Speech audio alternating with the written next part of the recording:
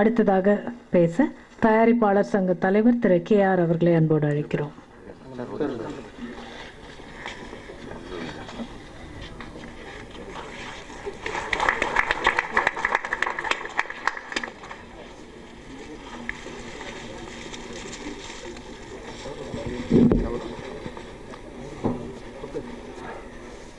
இனிமையான விழா, அருமையான விழா, அற்புதமான விழா, இப்படி சொல்லிக்கொண்டே போகலாம். வரும்போது என்ட்ரன்ஸே விழா கோலம். இப்படி அந்த தலைப்பு எல்லா விதத்துலையுமே அது அம்சமாக பயன்படுத்தக்கூடிய ஒரு தலைப்பாக அமைந்ததுக்கு டைரக்டரை நான் பாராட்ட கடமைப்பட்டிருக்கிறேன். அது மட்டும் இல்லாமல் ராமநாராயண் சாருக்காக இமயம் சிகரம் அப்படின்னு சொல்கிறத விட பாபா வந்திருக்காங்கன்னு சொல்லலாம். ஏன்னா இவர் பாலச்சந்தர், அவர் பாரதி ராஜா. ஸோ அவங்கள பாபான்னு சொன்னாலும் இந்த நிகழ்ச்சிக்கு பொருத்தமாக இருக்கும். இங்கே முக்கியமாக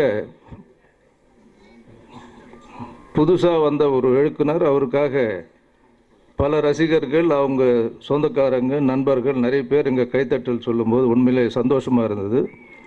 சமீபத்தில் பெரும்பாலும் புதிய இயக்குநர்கள், புதிய நடிகர்கள் நடிக்கிற படங்கள் வெற்றி பெறுவதற்கு ஒரு சின்ன காரணம் இருக்குது.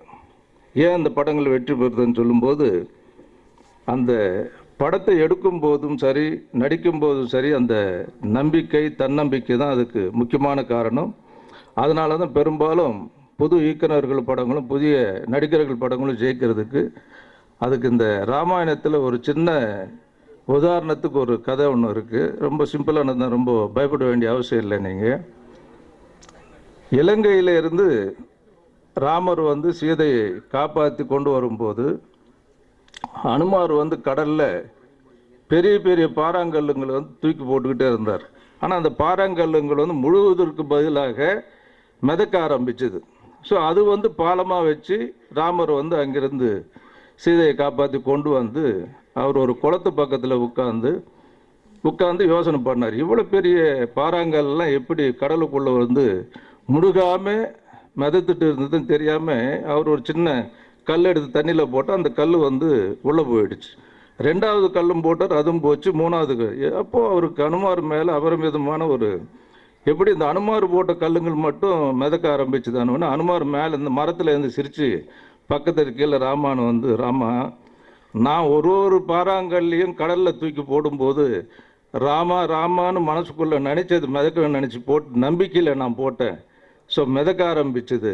நீ ஒரு கல் போடும்போது எப்படி மிதக்க ஆரம்பிச்சு, நான் போட்டது என்ன நினச்சா நீங்கள் போட்டீங்களே தவிர நம்பிக்கை இல்லை நீங்கள் போட்டதில்லை. அதனால் நம்பிக்கை, அது ஒரு படத்தில் நடிக்கும் போதும் டைரக்ட் பண்ணும்போது அந்த படம் ஜெயிக்கணும்னு நினச்சி அந்த படத்தை பண்ணும்போது நிச்சயமாக அது வெற்றி படமாக தான் அமையும். அதை தான் இதில் உள்ளுக்குள்ளே இருக்கிற அந்த வைப்ரேஷன், டெடிக்கேஷன், சின்சியாரிட்டி எல்லாம் இன்வால்வ் ஆகியிருந்தால் நிச்சயமாக அந்த படங்கள் ஜெயிக்கும். ஏன்னா ஒரு சில பலர் நடிக்கும்போது கூட அந்த பணத்துக்காக இது நாங்கள் ஒரு பெரிய கதை ஏதோ நடிக்கிறோம் கடமைன்னு சொல்லி இப்படி நடிக்கும்போது தான் சில ஃபெயில்யூருக்கு காரணம்.